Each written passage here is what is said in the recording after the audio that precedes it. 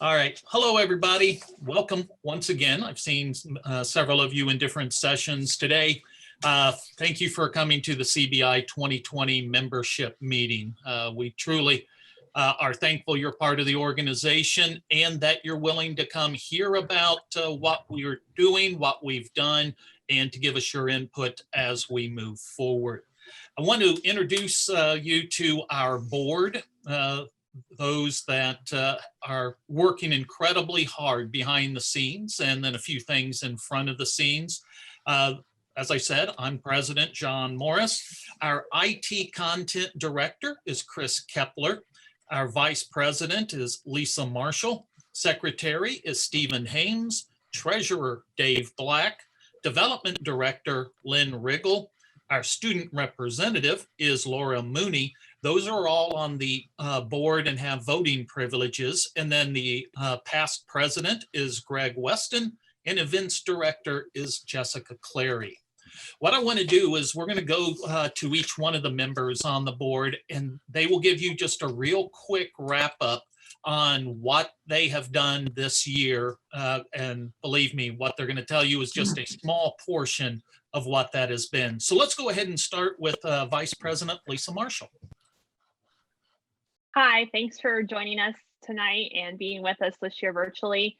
A couple of things I work on throughout the year include our newsletter, which goes out a few times a year. We just released our last one a few weeks ago ahead of College Radio Day and the convention. And we're always looking for content. So if you'd like to be a guest contributor or be able to contribute in another way with a cool station story or a success story from an alumnus or alumna, feel free to contact me and I'd be happy to incorporate that into our newsletter. I also work with our listserv of maintaining it through Google Groups. We transitioned to Google a little over a year ago.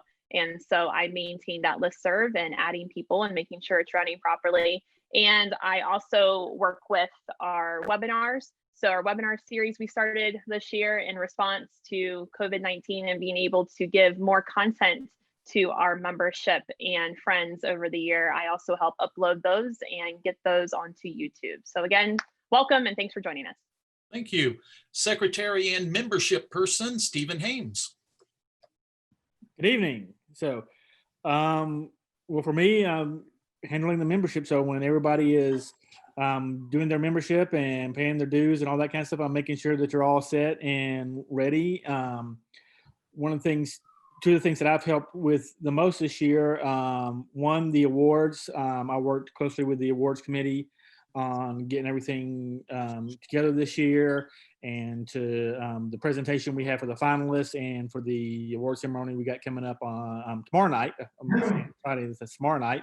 And then the other thing, I have been working behind the scenes extensively with trying to get the Attendify app going and working, and trying to make it as best as we can for everybody. So I'm glad I'm virtual, so you're not throwing anything at me right now for problems that we've had. But I do thank you for being patient with us as we go through all that. But those have been the big things this year for me, is with the awards and the Attendify.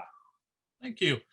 Next, Treasurer Dave Black. Dave will be giving us an update on the budget in a little bit, but what all are you doing as a treasurer?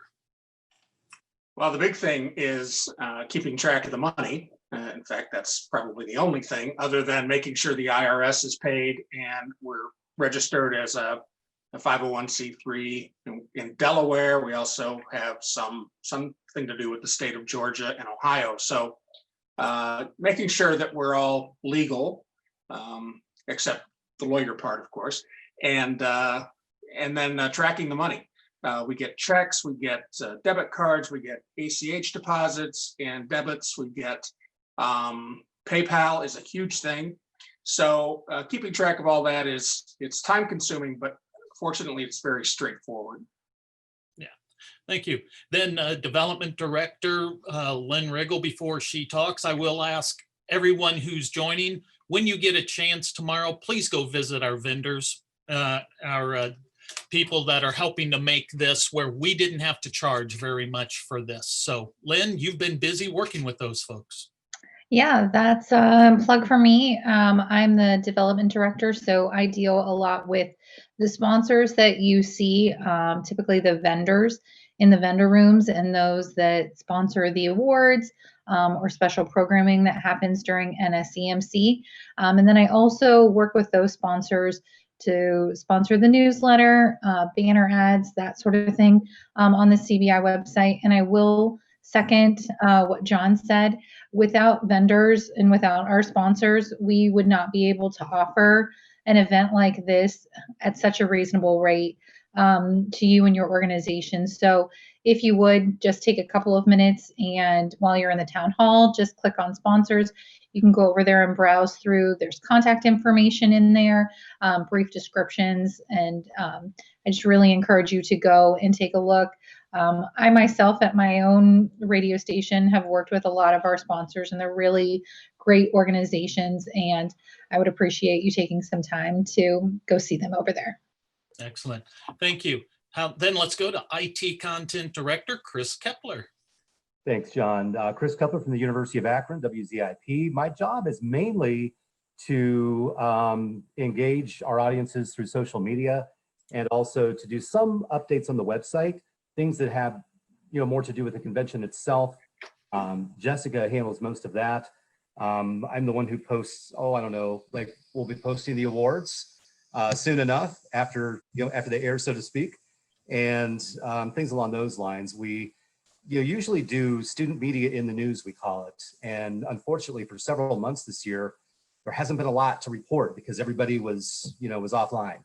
So there's been very, very little activity along those lines. But sometimes we have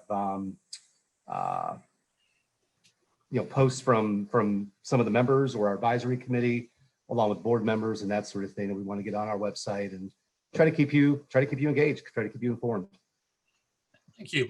And then our student representative, Laura Mooney. We've had some incredible student representatives over the years, and I will say Laura has done an incredible job. I think she has taken more initiative and spoken up more than any student representative since I got on the board. So Laura, what are you doing? Really leading me in there, John. Thank you for the high praise. I made a little note of things that I've done, as the student rep perspective is pretty flexible. Concretely, I moderate the student Facebook group, including promoting NSEMC and just responding to anything that's posted in there. Of course, since we're not in person this year, there hasn't been a ton of conversation in there, but every once in a while I'll get the chance to interact with a student, which I think is cool.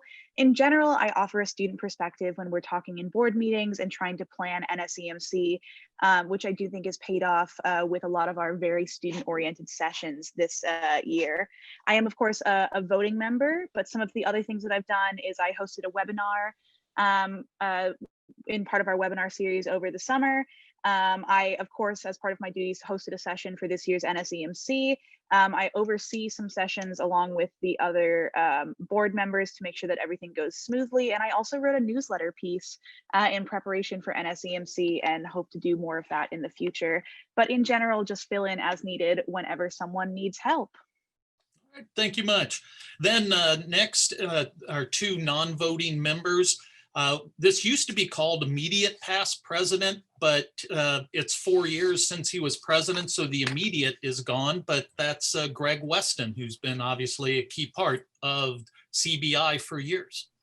Yeah, and that's my role, to provide some institutional memory, historical perspective, to help guide and counsel the board as they make decisions. And I think the board's made a lot of great decisions this year, and I will take full credit for that.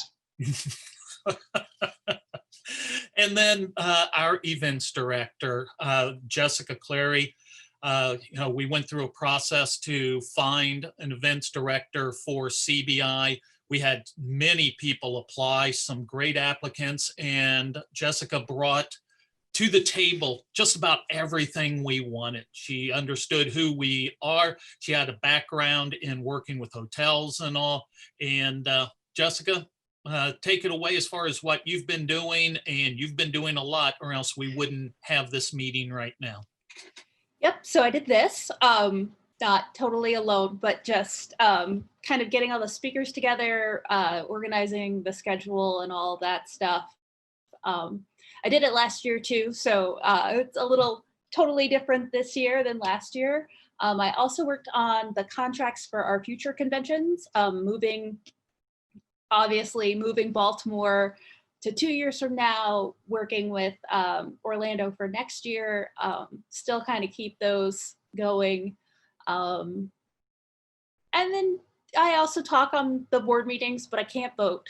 So if the board tells me to do something, I'm doing it, depending on how the vote goes, but I don't get a say in that. So All right. pretty much it.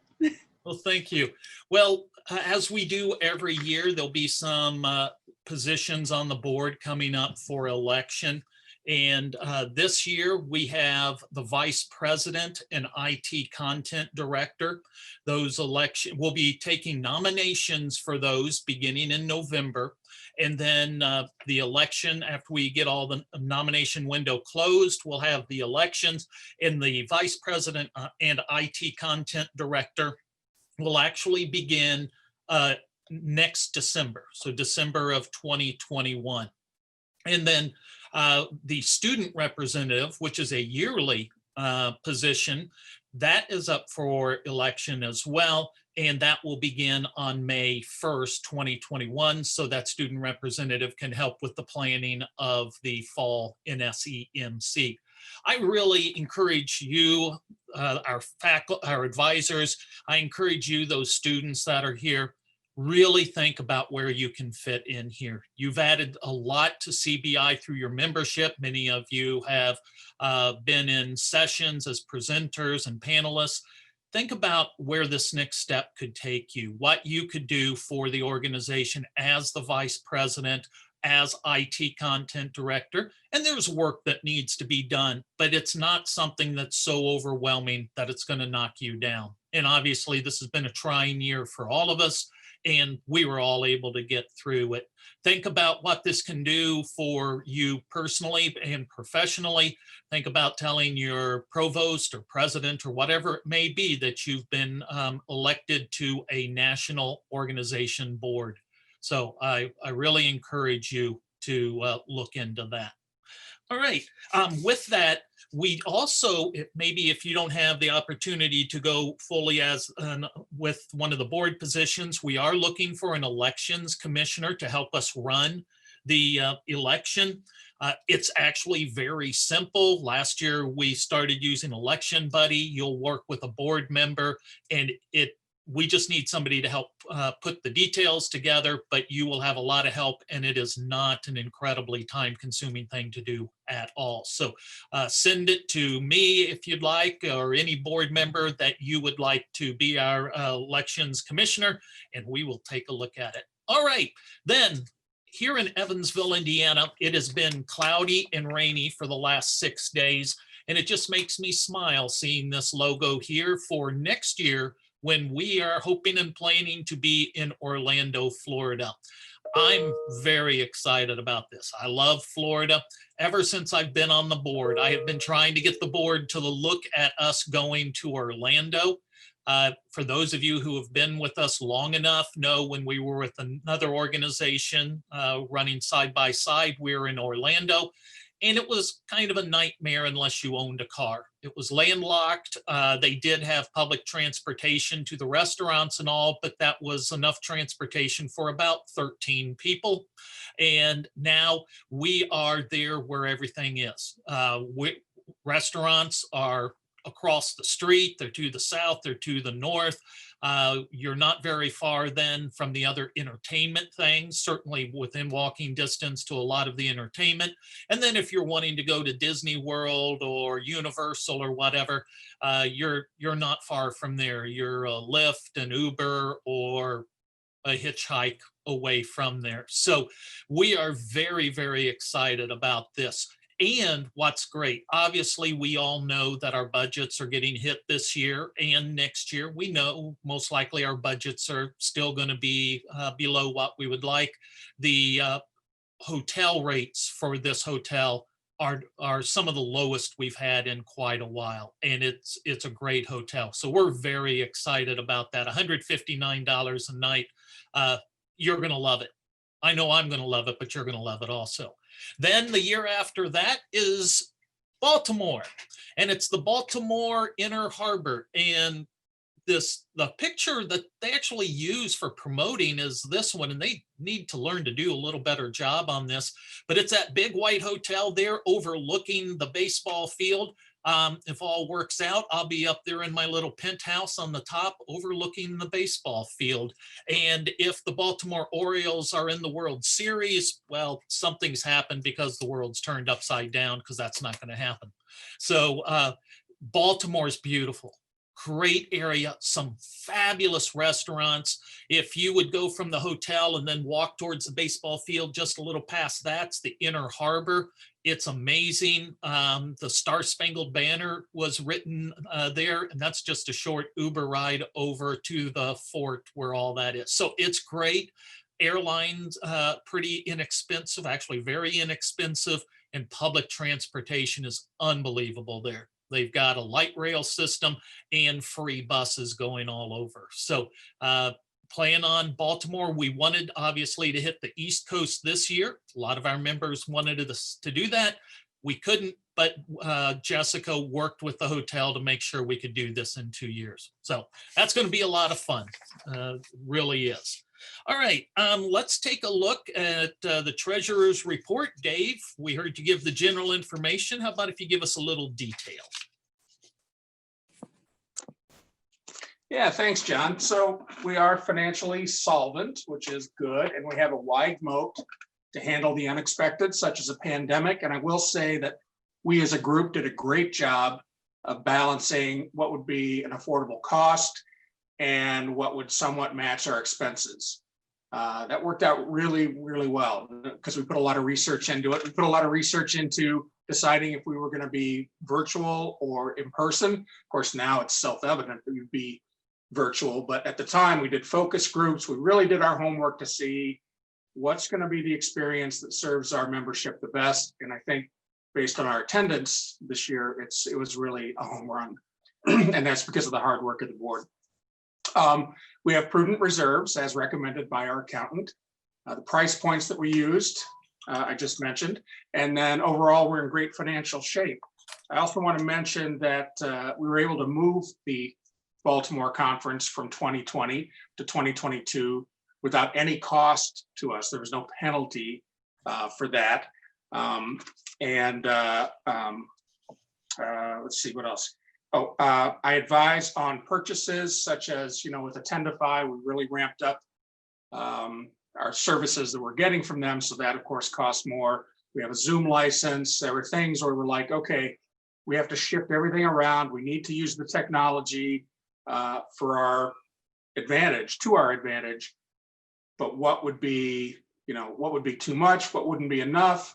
How do we err just on the side of making sure we have everything we need? At the last minute, we pumped up our Zoom license a little higher to accommodate the increased traffic. So I'm involved with those kind of decisions, and I'm certainly not the one responsible for them. And the board as a whole have moved very swiftly and a very agile way to make sure those things happen. I just write the checks or give the debit card, or Lisa does. She's my backup.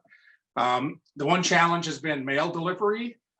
For our bill from the accountant, it goes to a PO box, which then goes to me in Wisconsin from Pennsylvania. First it goes Ohio, Pennsylvania, me, and by the time I got the second quarter one, it was already delinquent. So the IRS now sends, or rather the accountant now sends mail directly to me at my home in Lake Mills, Wisconsin. And I just wrote the check for the third quarter and we're golden. So we're doing really well. Yeah, I want to give a shout out to this board and the people who've been on the board before me. They've done a great job of providing great services, but also being frugal. There are, as we all know, some not-for-profit organizations that are on the edge of bankruptcy, basically, or disbanding because of what COVID has done. And we're in a position that we're going to be able to continue to serve our members for years. And for that, I do want to say Jamie Lynn Gilbert was my immediate predecessor and Lisa Marshall before her. And they have made this so easy for me to make the transition. In fact, Jamie Lynn left me a PowerPoint. This month you do this, that month you do this. So easy. It's a great board, it really is. So thank you for that report. Somebody else we're looking for, and hopefully it's one of you right now, or several of you, is we are wanting to expand our awards committee. We put an awards committee together this year for the first time as the number of awards have grown, and a committee has helped be able to streamline some things, share some responsibilities. So if you would like to be a part of what is obviously one of the most visible things and one of the most important things CBI does, that's our awards competition, please send or contact, you can contact any of us, but especially Stephen Hames. Contact him. He has been the go-between for that. We could use your help. You can limit your time some on that and be doing something that's incredibly important. All right, so that's the main stuff that I had to talk about. Now is where we get to open up the floor for any kind of feedback, which of course will be positive and heartfelt. What would anybody like to add? Questions for CBI, things you're looking at, things we could do better? Have at it. There is a question in the chat from John DeVecca. Does being on the awards committee prevent your station from submitting awards? It does not. You can still submit the committee part, the point of having so many people on a committee instead of just one person. You're really just coordinating. You're not judging. The judges are still a totally separate thing. What Jessica said.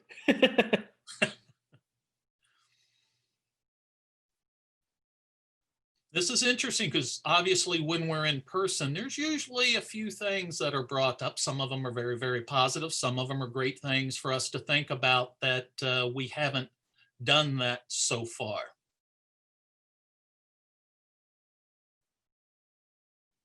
Obviously in this virtual world. Oh, Jamie Lynn has her hand up.